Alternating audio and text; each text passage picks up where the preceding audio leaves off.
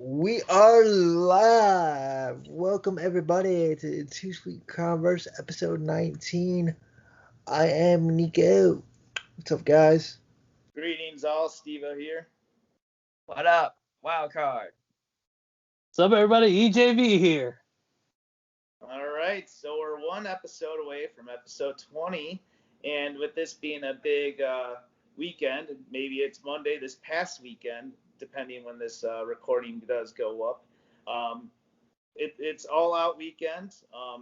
We hold a special place to this show in our heart as we had the first all-in pay-per-view here in Chicago. We had the first AEW All Out show in Chicago, and we also had the very first Starrcast. So this special edition of Too Sweet Converse is going to be about all those shows, and we're going to get into discussion about that. But before we discuss this episode, please subscribe to the Too Sweet Cosplay YouTube channel by clicking the subscribe button on our page, and also click the bell button for more notifications on when new videos do come up.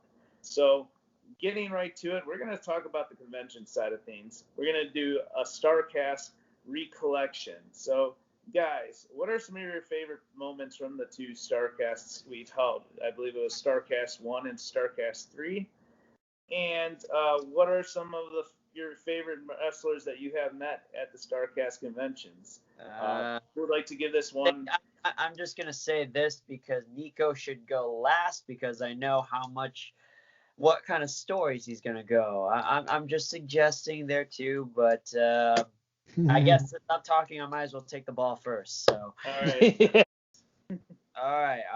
I'll condense this too because, man, that was, I had to look back at it, and if you are a wrestling fan, you had to have been at this, at least one of them, whether it's 2018 or 2019. It was basically a wrestlers fan convention, really. I don't even know where to begin with this. I mean, if you love wrestling, you love conventions, you love meeting wrestlers, you had to have been at this thing because I remember at the first Starrcast for the All In show, I mean, that was probably one of the best cons that I've been to, just because of how chaotic it was, how many people were there, the personalities that were there. I mean, nobody really knew exactly what to expect going into this, because it was the first one, really. It was just a lot of fun for me. It was just really an exciting experience because I met a lot of different wrestling personalities, ranging from, I ran into Eric Bischoff there, ran into, who else? Jake. I want to say Jake the Snake Roberts was there, but I'm trying to remember if he did or not. DDP, of course. DDP was definitely somebody that I remember. Jeff Jarrett. Fun story. You guys know about this story, my Tama Tonga story. I figured I'd share that with everybody here real quick. Here, I'll quick fast this one here. Using the restroom, and come across a tallish looking gentleman. It turned out to be Tama Tonga, and we just happened to be urinal to urinal. And I was just like, holy shit, it's Tama Tonga. And I'm just like, what's up, Tama? And he's like, what's up, man? How you doing? You having a good time? And I'm like, yeah, great time. So, and basically that was it. So, I mean, but that was essentially my conversation with one of the OGs of Bullet Club there. So that was my story for that moment. It was really exciting. Last year's Starrcast was actually quite fun too. But I could be talking about this more, but I want to save the rest for the rest of my colleagues here. It was a lot of fun. I mean, I really enjoyed it. It was just a shame that we didn't have it this year, but I hope that we get back to it at some point and they bring it back to Chicago again, because it's definitely something I highly recommend any wrestling fan within the Chicagoland community to attend, because it is a great experience. One question, Andy. Did you look down while you were taking a piss? Oh. I can't confirm nor deny that. All right, fair enough. we could put that in the X-rated version of the show. But anyways, long story short, unfortunately, both years this Starrcast event happened, I was in the unfortunate circumstances of starting a new job each time. So unfortunately, my availability was limited. So I used more of my time for the pay-per-views themselves. However, I did go to Starrcast, Starrcast 2018 for a Saturday. The girlfriend and I came with a wild card. We did yoga with DDP. Very amazing experience. I met the guy back in at Wizard World. You may have seen the photo from the Wizard World special. But yeah, we did yoga with DDP. While I'm not practicing DDP yoga, it was great to actually do a workout with him. He's a very friendly guy, very personable. Can't give him enough credit. I do want to give a quick shout out to Simon of What Culture. Got to meet him. I enjoy his ups and downs videos as well as various other What Culture videos. Very nice guy. Meeting Awesome Khan, that was great. She was very friendly. Nico, Wildcard, you guys stopped by her table first, and like at first, like she's like, "Hey, you're with Too Sweet Cosplay." I'm like, wait, you watch our videos? I'm like, oh my god, I'm about to faint. But no, it was still cool. She was very friendly, very personal, easy. Yeah. Great guy. Yeah, I was gonna go and I kind of beat you to the punch on that there. So Yeah. But we gave you a little bit of a heads up there too. So that was we have to spread the TSC love there. Hell yeah, definitely spreading the words of what we do. But yeah, final one, Eric Bischoff, got to meet him, very friendly guy.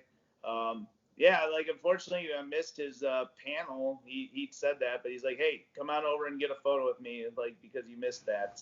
So I do appreciate that. And then that's pretty much it for my personal takes of those Starrcast stories. But getting a stunner from Stone Cold ET, that was an absolute blast. EJV, what are your favorite moments from Starrcast? Where do I begin, man? This is keep it short, but man, both times were awesome. We had some great fun. Actually getting to cosplay at this and show off our creations was some of my favorite moments. Just getting, like, Andy, I think you brought your Kenny Omega the first year we went, and it was just a hit.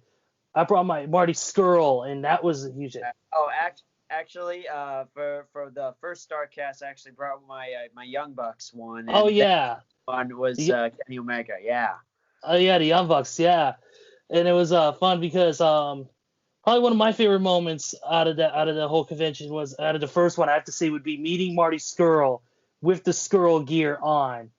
I thought that was so cool, and he was just like, Marty was like, oh my god, he says, that is so cool, man. You look like a total badass. And it made just all the time. I didn't put a lot of time into it, but just putting together the gear and stuff, it made it worthwhile, and it made me such a happy person at the time, meeting him with the gear on.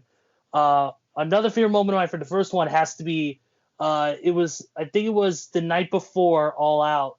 Me and Nico were hanging out at downstairs in the lobby near the bar, and in the bar was Victoria, Cowboy James Storm, a bunch of other people. I think at one table it was Scott Hall, Kevin Nash, and Bill Apter, which was a crazy table, and then Eric Bischoff at another table. It was awesome. Tama Tonga was getting a pizza from a local pizzeria, and he was downstairs waiting for it to come by. I got to take photos with the best friends, so it was pretty cool, man. Of course, we were staying at a hotel a little bit farther away, so even though it was not a great moment, it says a great moment would be having to would have to be pushing one of our friends, Brian, from our hotel to the hotel we were staying at. But man, it was a fun time overall. I did a third one. We'll get to the third one really quick. Third one was awesome. That was great. Of course, we had a cosplay shoot there for the first time, which was awesome. Really got to showcase our abilities. Getting to stand there with Nico and get to meet the Golden Lovers, Kenny Omega and them. Getting to meet them, that was awesome. And then for me, getting to meet Lance Archer, which was the highlight of my weekend. Been a fan of his since 2005, and finally get to meet Archer, and he was so cool, so nice. I was like, hey man, can you choke slam me through this table? He said, you want me to? I'm like, yeah. He said, nah, I can't do that. Sorry. But yeah, what a great time that was, and I can't wait to do this again. Hopefully on the other side of this pandemic. Wild card. I think you said you wanted to share one more thing before we get to Nico. Go for it. Yeah. I was gonna say two actually. It just dawned on me. Like I said, there were so many things that happened during that time. It's almost like a blur at this point. But I think I think I got to give a shout out to my TSC brother Nico for hooking me up with a meet and greet with Scott Hall last year for last year's Starrcast. I thought that was pretty awesome there too. So Nico, thank you, brother. I appreciate that, man. I mean, Scott Hall is definitely one of my favorites there. But I definitely favor that meet and greet for sure. But like E said, the cosplay shoot that we did, I thought that was really a great turnout. I thought it was a good way to showcase everybody there that what we can do as cosplayers, because honestly, we were really the only ones that were cosplaying. So I mean, that just kind of made us a little bit more in a unique sense. I thought that was kind of cool. I mean, we had some other friends too that did it too, but I thought that collectively, doing that together and having people, gathering around us taking photos, I thought that was pretty sick. So that was definitely one of the highlights of the all in, all out Starrcast weekends. All right, Nico, it's your turn. Let's hear it, my brother. All right. Man, where do I even begin? First of all, I want to apologize to E. That I'm sorry we did not book a room for Starrcast the first time around at the original Starrcast hotel. We both kind of jumped on the ball late. I got us at the Hyatt House, but we made it right for Starrcast 3, and we are fully committed for the remainder of our lives. Every time Starrcast in the Chicago land area, we book our hotel at the damn Starrcast hotel. Luckily, we had Andy and Alexis. She's a good sister, rooming with us. Andy, you have to agree. From now on, you're rooming with us every single time. There's no way out of it. Jesus. I was gonna say I feel like I'm contractually bonded by this. Yeah. Yeah, you kind of are. All right, I know where you live, so you kind of are. But yeah, holy shit. I mean, look, I've been to WrestleMania and I've done WrestleMania Access. Steve-O, I know you have as well. If you are a wrestling fan, you gotta go to Starrcast. There have been 4 of them now, I believe. This would have been number 5.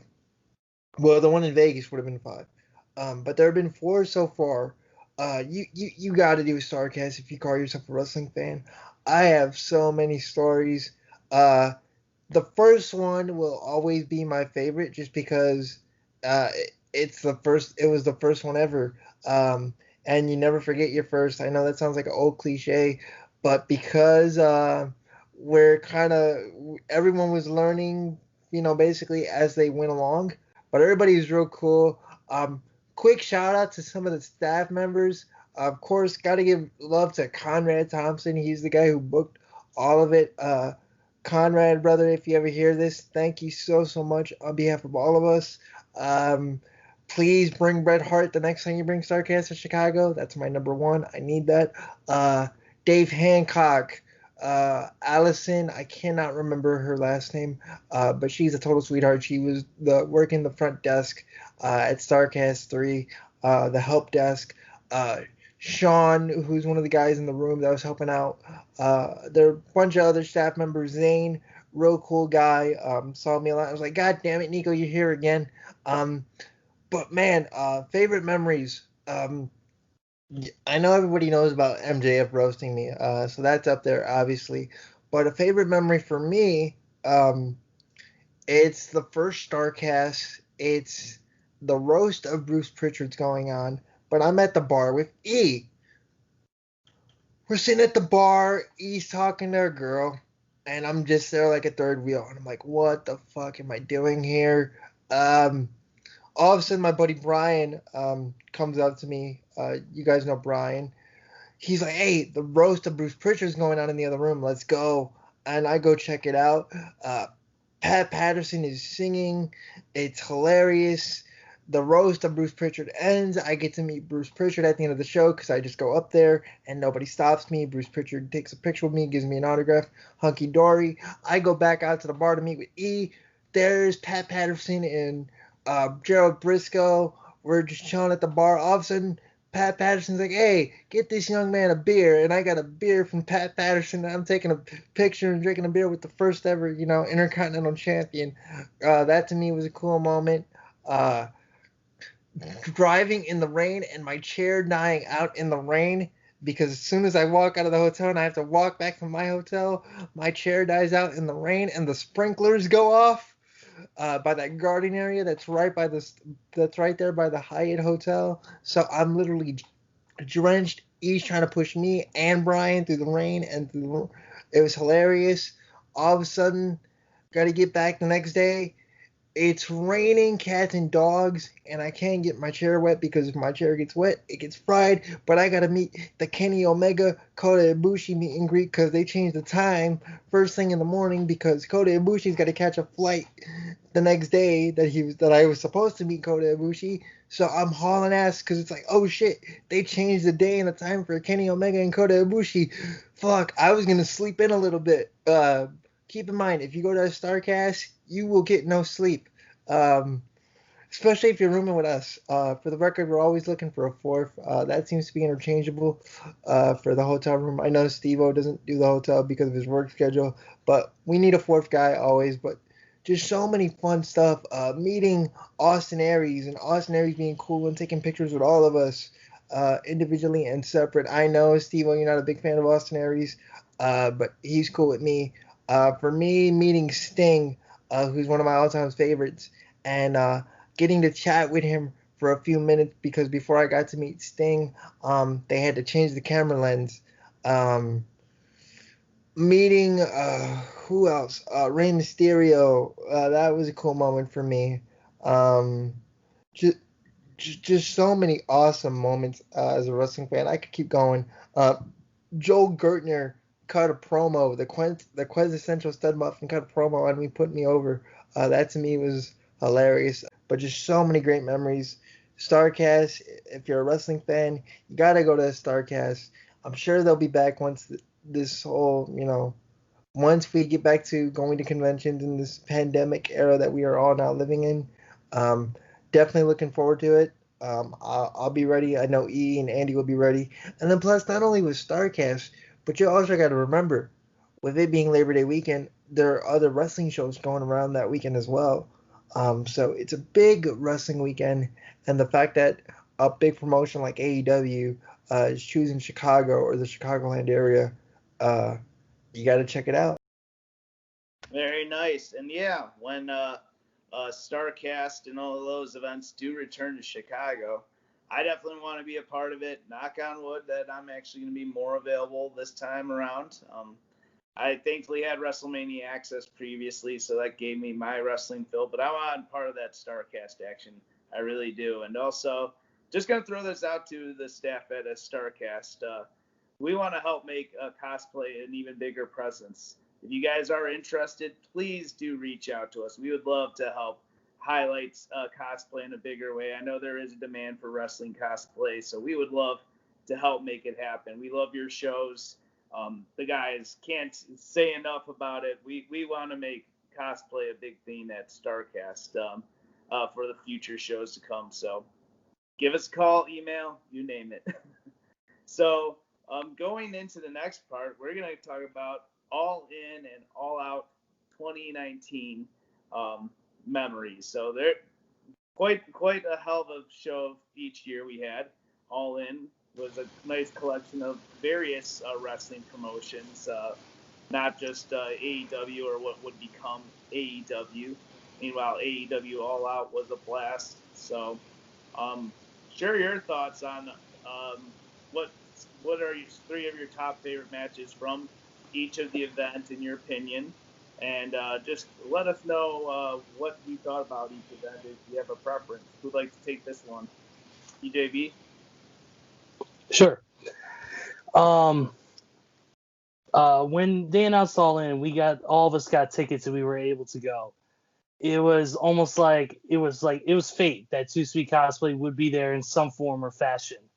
Whether it was one of us, two of us, four of us, six of us, it didn't matter. And we were able to go.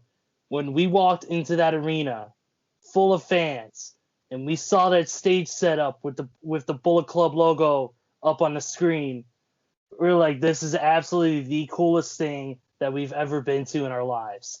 Nico's been to WrestleMania. Steve-O, you've been to WrestleMania Access. You've been to you in all that stuff. Andy, you've been to several live events, and nothing compared that day to All In. Just the spectacle of the fans, everybody's rabid, wanting this great wrestling show, and we got that. I mean, what a card it was! What a great event it was. For me, my favorite match out of that whole card, out of the first All In, out of All In, was of course my buddy Marty Scurll taking on the Rainmaker Kazuchika Okada.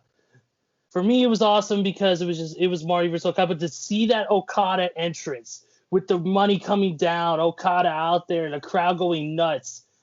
It was like being at a New Japan event. It's almost like being at the Tokyo Dome during Wrestle Kingdom.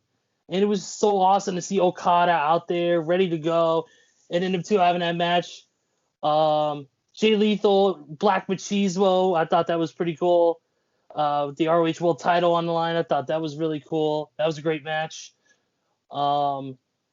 Another great match was, of course, Kenny Omega versus Pentagon Jr., Cerro Miedo. But yeah, those are my top three matches for the card. Of course, my top moments are mostly involved with those matches. Of course, Marty grabbing the umbrella during the Okada match, popping it open with the All In logo on it, waving at Okada before hitting him with the umbrella and hitting him with the Rainmaker to get a near fall. I watched that moment monthly. Of course, from Kenny and Pentagon, the appearance of Chris Jericho, who trolled everybody who said it was beneath him to appear at an event in the United States. Well, because of his ability, he always said that he would never appear at a WWE or an event in the United States unless it was under Vince McMahon. And this was the first time, whether wrestling or not, he made an appearance like that. And it shocked the living hell out of me, and I was cheering like a bastard. It was awesome. And then another one would have to be just the ending. Just the whole Elite crew in the middle of the ring with their families talking about this event and said that talking about how this is truly professional wrestling and this is what we wanted. And just overall, just the presence of the confetti coming down, every fan still in their seats, not moving an inch. I thought that was great. The 2019 All Out was great. We were up in a skybox, 11 of us just having a great time. What a great show that was. Chris Jericho, Hangman Page was great. That was a great match on that card. Of course, the freaking Cracker Barrel Classic between Jimmy Havoc, Darby Allin, and Joey Janela. My moment in that match, the skateboard with the thumbtacks, made me cringe so damn hard. Of course, us being there from up in the air, we couldn't tell what it is until I saw the replay, and I'm like, what the fuck is that? A skateboard full of thumbtacks? That was a great match. And then of course Kenny Omega and Pac. What a fucking match that was. Them two put on a hell of a classic match in that card. So both events were great. I have to go with All In personally because of that moment in time of just 11,263 fans in attendance going nuts at a show that drew 10,000 tickets, something that had never been done outside of WWE. And they did it. They proved the world wrong, and this became the catalyst for what would be AEW. Very nice, EJB. Who'd like to go next? Wild card? Let's hear it. Yeah, I'll take it here. I really had to reflect on this because both shows really, really are something that I remember personally, by heart, just because of how special each one was to a certain degree. I have to go with the first show. I mean, you have to go with All In because, at the time, and I had to really think about this here too, nobody really knew what to expect out of this pay-per-view. Nobody knew it was going to sell that many tickets. I mean, hell, did we all really think that it was going to sell out that quickly? We knew the hype going into this, but we never knew that it was just going to go just like that. I mean, hell, we were just lucky to even get tickets. The fact that they just went at a fast rate and all of us were able to go, and this is All In we're talking about, we were able to go to All In. That's a blessing right there. That's a sign from God, if you ask me, that, we were all Too Sweet Cosplay, we were able to go. But at the time, and this is speaking just for myself, nobody really knew. I didn't really know what to expect, honestly. I didn't know what the arena was going to be like. I didn't know what the crowd was going to be like. I kind of had a feeling after being at Starrcast what it was going to be like, but once I entered the arena, I just felt that instant rush of energy from everybody that was either outside of the arena to the inside of it. And the minute that me and my friend got to our seats, I saw the stage, I saw the ring, I saw the Bullet Club logo. I knew that something special was going to happen, man. I can't explain it. I had no words for what I had witnessed when I entered just the actual stage, the arena there. And, it's something I'll never forget, just as a fan of wrestling, man. But as for the show itself, I thought it was great. Obviously, it's beyond great, amazing, legendary, really. He said it best. The matches that he had mentioned were really the ones that I thought were one of the best matches of the show. Kenny Omega and Pentagon and was probably one of the top matches that I was looking forward to seeing, though. Hangman and Joey Janela surprised the hell out of me. I didn't know how vicious that was going to be, especially the finish there, too. And, and of course, the Joey Ryan incident with all the well, you know what happened with that there. But that was hilarious just to see that in person. And then, of course, the last match with the Golden Elite and seeing Bandito, Rey Fenix, and even Rey Mysterio on the show. I had to remind myself that Rey Mysterio was actually part of All In there. So I thought that was actually really cool to see. The match was very, high flying itself. But I think the one thing that I remember about the show, not only was it great, but I think it was the post show that really got to me, and from an emotional sense, just because of what they all said. They basically did it for the fans, and they made a lot of fans believe in pro wrestling again. It made me a believer in pro wrestling again, because at the time, there was a lot of doubt, especially with WWE and what they've been doing. But I think just hearing what all the guys in the Elite had to say to the fans after the show, it reinvigorated me. It reinvigorated me as a fan, because personally there was a point where I was actually having doubts about whether or not I even wanted to even continue to watch wrestling. But after watching that show, I think it really reignited something that I didn't think that I had me. So not to get too emotional about it, but I thought that was really one of the best shows that I've ever witnessed, as a fan personally. And I'll never forget it. I'll definitely never forget it, because it was definitely something that helped change my perspective on just as a fan in general. But also, the All Out show last year was amazing too. No discredit that. It was amazing actually going to the Skybox, hanging out with the crew, and just watching an awesome show. Basically, if I had to choose between the two, I'd have to go with All In because it basically set the tone for what we know as AEW today. No discredit to All Out, but I have to say All In was definitely one of my favorites. So, sorry for taking so long on this, but I felt like that was something that I really needed to get out of my chest with that. No problem at all. Nico, is it okay if I take this one first, then I'll let you have the podium? Awesome. Thank you. Good, brother. So I'll go over it. Overall, I'm going to echo the other gentleman. I am going to say All In was my preferred shows. Obviously, both were great, but I don't know. Sometimes, it's hard for lightning to strike twice. I mean, I think that All Out 2019 did a fantastic job, but this first experience was incredible. I mean, you had the NWA World Heavyweight Championship as well as the Ring of Honor World Championship being defended on the same show. You're not going to get something like this too often in a lifetime. So that alone right there is pretty incredible. Having talents from Ring of Honor, New Japan, Impact Wrestling, the Golden Elite, you name it. There were a lot of people under one roof.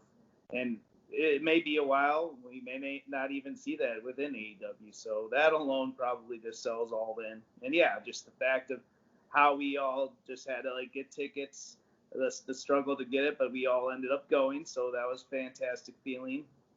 So I'm going to go over my top 3 matches really quick. Number 1, Kenny Omega versus Pentagon Jr. Incredible match. Pentagon Jr. is very underrated in my opinion. I really like that guy a lot. He has a great look, great talent, incredible. Kenny Omega, he's Kenny Omega. You can't beat him. He's one of the best bout machine, if you will. Another favorite match of mine was Nick Aldis versus Cody Rhodes, and Cody Rhodes winning the NWA Championship during that. That was amazing. That crowd reaction, oh my God, and just the hype around the match, and just DDP at his corner. I thought that was awesome. Nick was full on heel. Cody was the true baby face of the match. Incredible feeling. And then getting to see Okada work in the United States against Marty Scurll. Very good match. it was just incredible. I really enjoyed that match. I don't know, not too much I could say, but I did really like that match a lot. So my top 3 from All Out 2019 for AEW. Just the fact that the show, this was, I mean, obviously there was Double or Nothing, and then of course Fight for the Fallen and Fighter Fest that happened prior to this, but this was just hey, welcome back home, AEW.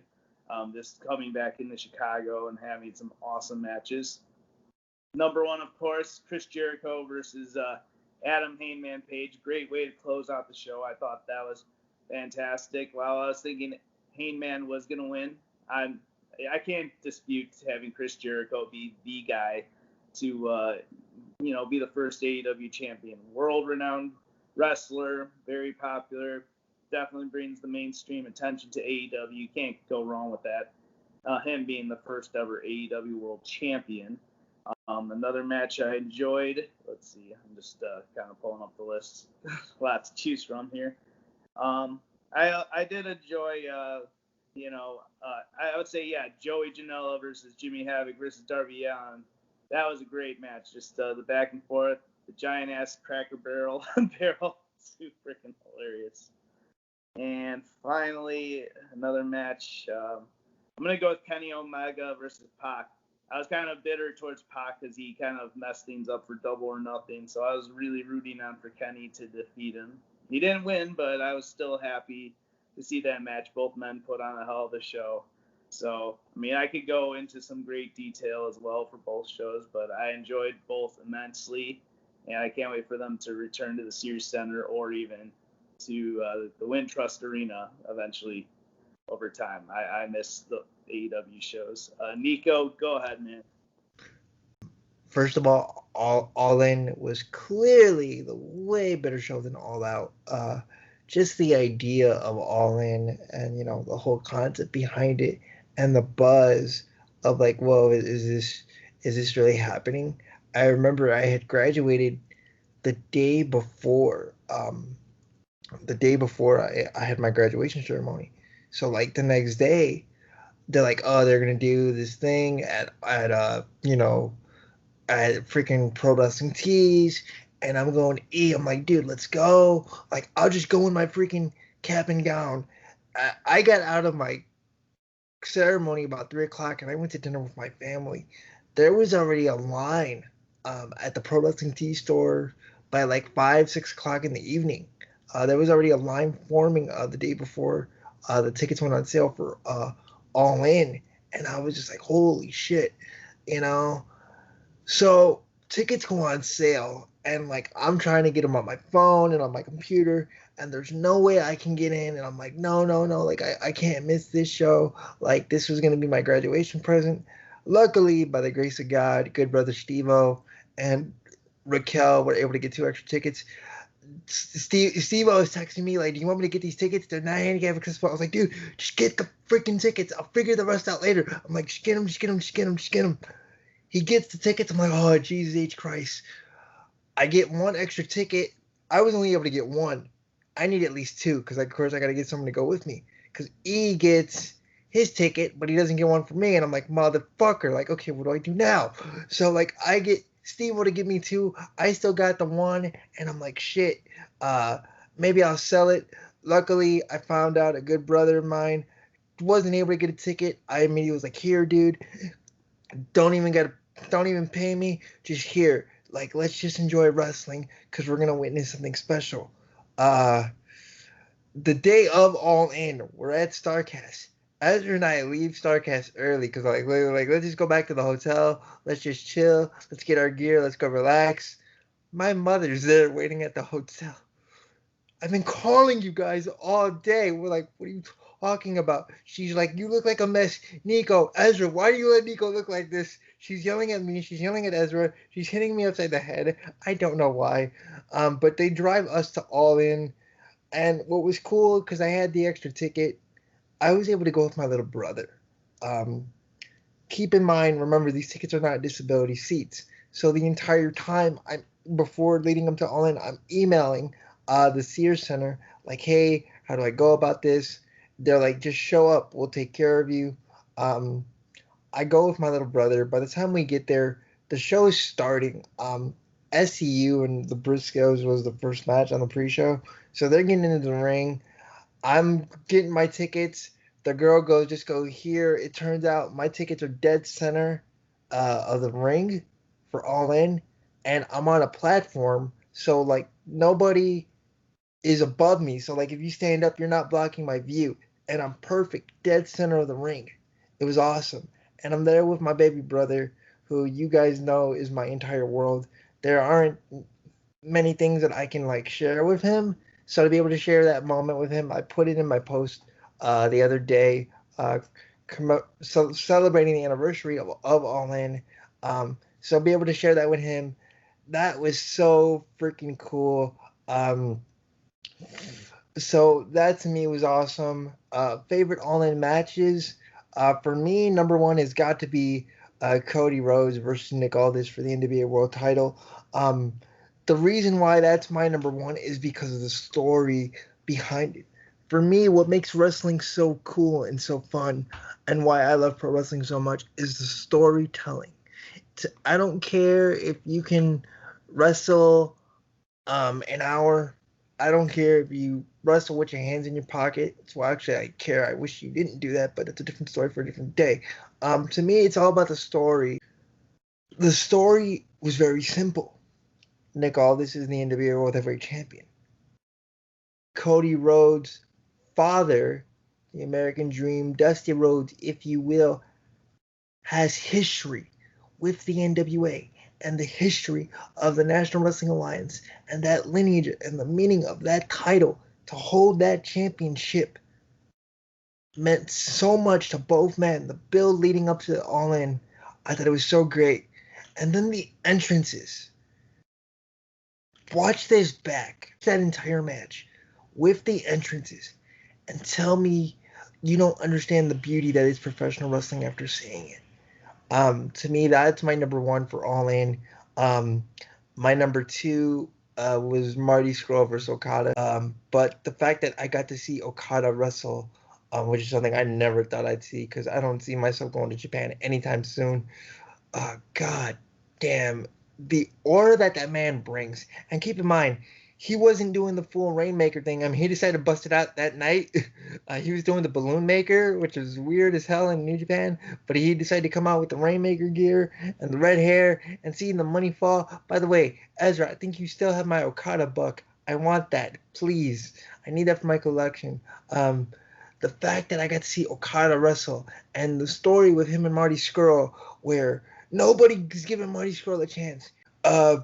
Just the story of like, oh, can Marty really beat him? No, Marty's not a true heavyweight. He can't beat Okada. Okada's the best wrestler in the world. And like the story and just the crowd with the energy of both the Rainmaker entrance and Marty and his entrance, and then Marty busting out the All-In umbrella and then just waving high and then hitting him with the freaking Rainmaker, and you're like, oh shit, is Marty really gonna do it? And of course, Okada wins because if you make Okada fly all the way from Japan to the United States, that motherfucker's going over. He's not losing. But I digress. But that was just such a beautiful match. Seeing Stephen Amell wrestle a pretty good match with Christopher Daniels, that was pretty cool too. The story behind Flip Gordon, Book Flip, winning the Battle Royal, sneaking in as Chico, and then getting a shot at the Ring of Honor World title later in the night, and then Jay Lethal busting out Black Machismo with the blessing of, the genius Lenny Poffo in honor of Macho Man. I thought was super cool. Just super cool. Just All In was just such a great show from top to bottom. They had to rush the ending of the show. Otherwise, they weren't going to, make it all on pay-per-view. So the six-man tag main event got rushed. But still, it was a good match, good show overall. Britt Baker coming out to Adam Cole's ROH theme was pretty awesome too. I knew exactly what that was about. But let me talk about All Out. The cool thing about All Out for me was I had my ticket before they went out to the general public. And of course, I took care of Andy and Ezra. Steve-O wasn't sure at the time, but we were able to get in a suite. And that was pretty cool just because I was able to go watch All Out with my friends. I was having a surgery like a few days after that weekend, which was a year ago today, actually. So just to be there with my friends and watching a wrestling show and just forget about everything going on for a couple of hours, that was my favorite part about All Out. Favorite match was Hangman and Jericho, just to see, okay, who's going to be the first ever AEW World Champion. But just being there at All Out with my friends, like I said, because of everything that was going on in my life personally, that to me meant the world. So that was my favorite part about All Out. All In was a better show, in my opinion. Like I said, watch Cody Rhodes versus Nick Aldis. It's one of the best matches in the last 15 years in wrestling, in my opinion. Very nice. Great memories all around, guys. And we're going to close the show out with some additional great memories in this upcoming video package. But before we do so, thank you for watching our video. If you enjoyed it, please give it a like. Follow us on at Too Sweet Cosplay on Facebook, Instagram, and Twitter. Be sure to subscribe to the Too Sweet Cosplay YouTube channel if you haven't done so already. Cosplayer of the Week will return next week on episode 20 of Too Sweet Converse. I want to add one more thing to this to close out the show, especially since we're talking about, all in, all out experiences. And this is actually quoting what Kenny Omega had said in the post show of All In. And this may be paraphrasing it, but I think we can all agree on this. But, as fans, we believed in the change. We believed in the movement. We believed in the alternative.